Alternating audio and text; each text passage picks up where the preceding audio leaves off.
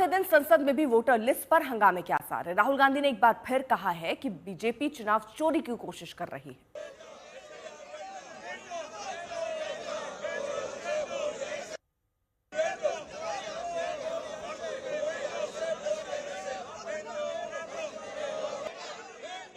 सिर्फ 52 लाख की बात नहीं है, सिर्फ बिहार की बात नहीं है।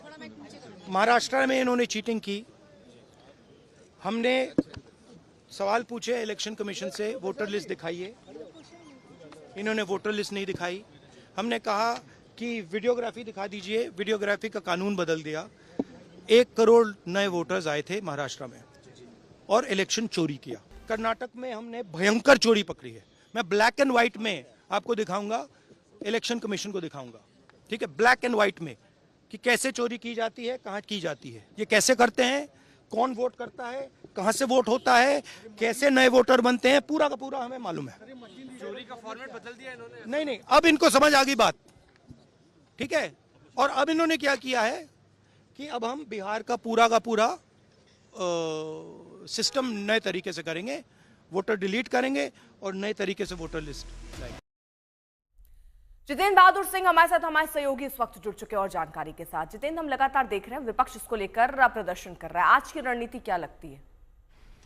और देखिए अर्पिता, लगातार चौथे दिन जो है विपक्ष की यही रणनीति दिखाई पड़ रही है कि संसद के भीतर और संसद परिसर में दोनों जगहों पर उसके द्वारा एसआईआर के मुद्दे को लेकर के हंगामा किया जाए और उसका समय भी तय किया गया है। करीब 10:30 बजे के आसपास जो इंडिया गठबंधन के तमाम नेता हैं, जिस तरीके से कल उन्होंने मकर द्वार पर बड़े स्तर पर उनके द्वारा प्रदर्शन किया गया और मुद्दा उठाया गया कि इस जो एसआईआर का मुद्दा है उसको लेकर के वो संसद से लेकर के सड़क तक जाएंगे। हमने देखा कि बिहार विधानसभा में जहां लगातार हंगामा हो रहा, तो वहीं दूसरी तरफ जो संसद के दोनों सदन हैं उसमें हंगामा इस बात को लेकर के हो रहा है कि जो वोटर लिस्ट है, जो कि जिसमें बहुत सारी चीज़ें उनको समझ में नहीं आ रही हैं, उनके द्वारा सवाल भी खड़े किए जा रहे हैं कि जिन लोगों के नाम काटे जा रहे हैं वो सही तरीके से नाम काटे नहीं जा रहे हैं। हालांकि आज इलेक्शन कमीशन की तरफ से एक अपील किया गया है पॉलिटिकल पार्टी से और ये कहा गया है कि राजनीति से ऊपर उठ करके इन तमाम चीज़ों को लेकर